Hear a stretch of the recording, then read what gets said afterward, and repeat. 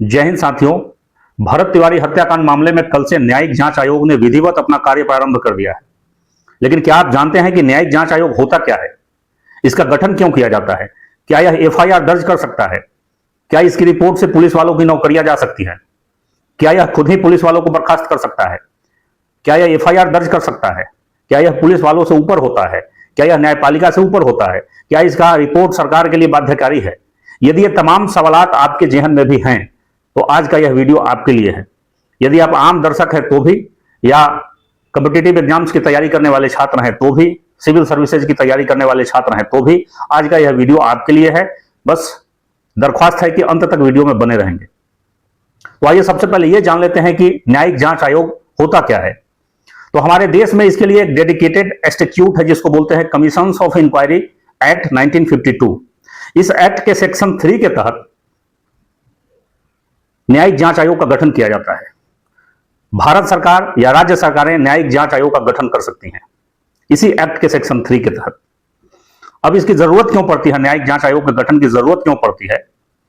तो यदि कोई मामला बहुत ही संवेदनशील हो, उसमें खुद ही पुलिस इन्वॉल्व हो, लोगों को यह भरोसा ना हो कि पुलिस निष्पक्ष जांच करेगी, और पुलिस करेगी भी कैसे। अगर भरत तिवारी हत्याकांड मामले का संदर्भ लें तो इसमें खुद ही पुलिस वालों पर आरोप लग रहे हैं कि पुलिस वालों ने हत्या कर दी भरत तिवारी की, क्योंकि जब उन्होंने अपना आर्म्स फेंक दिया, सरेंडर कर दिया, तब एक निहत्थे व्यक्ति को पकड़ करके 5 गोलियां मार दी गई। जबकि पुलिस अगर किसी को अरेस्ट भी करना चाहती है और वह व्यक्ति गिरफ्त से भागने की कोशिश करे तो पुलिस केवल रीजनेबल फोर्स अप्लाई कर सकती है। तो एक निहत्थे व्यक्ति से पुलिस को कितना खतरा था कि 1-2 नहीं 5-5 गोलियां दागी गई। पुलिस चाहती तो 1-2 गोली मार करके घायल करके पकड़ सकती थी, लेकिन ऐसा नहीं हुआ। तो पुलिस खुद ही कटघरे में खड़ी है। लोगों का आक्रोश है पुलिस के खिलाफ, सरकार के खिलाफ।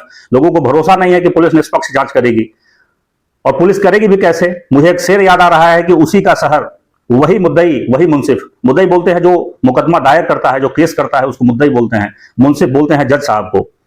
तो उसी का शहर वही मुद्दई वही मुंसिफ, हमें यकीन था हमारा कसूर निकलेगा। तो अगर पुलिस वाले अपनी ही जांच, अपने विरुद्ध जांच खुद पुलिस वाले ही करें तो परिणाम क्या होगा आप सब जान सकते हैं। तो यदि किसी मामले में पॉलिटिकल प्रेशर हो पब्लिक का प्रेशर हो, मामला अत्यंत संवेदनशील हो, लोगों को पुलिस की जांच पर भरोसा नहीं हो, तो ऐसे संवेदनशील मामलों के लिए न्यायिक जांच आयोग का गठन किया जाता है। इसके लिए जो एक्ट है, मैंने बताया, कमीशन ऑफ इंक्वायरी एक्ट 1952 के सेक्शन 3 के तहत न्यायिक जांच आयोग का गठन किया जाता है। अब इसकी पूरी प्रक्रिया को समझ लेते हैं कि न्यायिक जांच आयोग का गठन कैसे किया जाता है और यह काम कैसे करता है। तो सबसे पहले कैबिनेट में एक प्रस्ताव लाया जाता है। कैबिनेट की मंजूरी के बाद सरकार एक नोटिफिकेशन जारी करके बताती है कि हम judicial inquiry commission of judicial inquiry का गठन कर रहे हैं। और फिर जो इसके चेयरमैन होते हैं उनकी नियुक्ति की जाती है।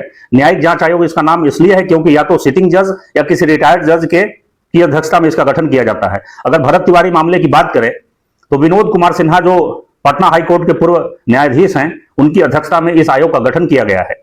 आयोग का गठन करने के बाद सरकार जरूरी इंफ्रास्ट्रक्चर अवेलेबल करवाती है, जैसे कि कार्यालय होना चाहिए काम करने के लिए, जरूरी चीजें, तमाम तरीके की जो चीजें होती है जो एक आयोग को चाहिए अपना काम सही ढंग से करने के लिए, सरकार सब कुछ मुहैया कराती है। तो कल से विधिवत आयोग ने अपना काम शुरू कर दिया है। अब बात आती है कि आयोग के पास कौन कौन सी शक्तियां हैं।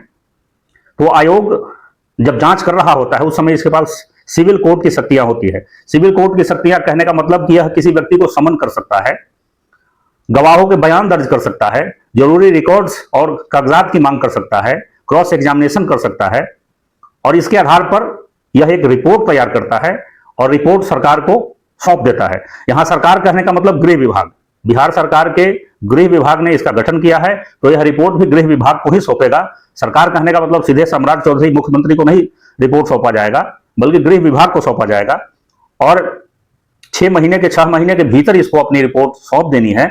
टर्म्स ऑफ रेफरेंस सरकार ने तय कर रखा है, उसी के अधीन इसको काम करना है, और 6 महीने के भीतर अपनी रिपोर्ट सरकार को सौंप देनी है। अब बात आती है कि क्या यह एफआईआर दर्ज कर सकता है, क्या गिरफ्तारियां कर सकता है, क्या पुलिस वालों को बर्खास्त कर सकता है? तो बिल्कुल ऐसा कुछ भी नहीं कर सकता है। न्यायिक जांच आयोग न्यायालय नहीं है। यह बात हमें ध्यान रखना होगा कि इंडियन जुडिशियल सिस्टम में न्यायालय सबसे ऊपर है। क्रिमिनल जस्टिस सिस्टम में अंतिम फैसला न्यायालय ही करता है। तो जुडिशियल कमीशन जो है, कमीशन ऑफ जुडिशियल इंक्वायरी, इसका काम है कि तथ्यों की जांच करना, फैक्ट्स को सही तरीके से सामने लाना, उजागर करना कि क्या सही है, क्या गलत है, क्या पुलिस ने स्टैंडर्ड ऑपरेटिंग प्रोसीजर का पालन किया कि नहीं किया, पुलिस ने जितना फोर्स अप्लाई किया क्या उसकी जरूरत थी भी या नहीं, क्या पुलिस से उस दिन एक्शन लेने में कुछ चूक हुई है। इन तमाम पहलुओं पर जांच करके, गवाहों का बयान दर्ज करके यह रिपोर्ट सौंप देता है सरकार को। सरकार चाहे तो इस पर एक्शन ले सकती है, न चाहे तो एक्शन नहीं ले सकती है। सरकार के लिए यह बाध्यकारी नहीं है।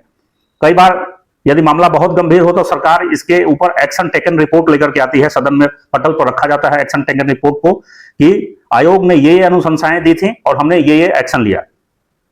अब इस मामले में देखा अभी आना बाकी है कि क्या निकल के आता है, इंक्वायरी में क्या निकल के आता है सामने, और यदि मान लीजिए कि इसका रिपोर्ट सामने आ जाए और जो पीड़ित पक्ष है वो संतुष्ट नहीं है, तो आगे क्या क्या विकल्प मौजूद हैं।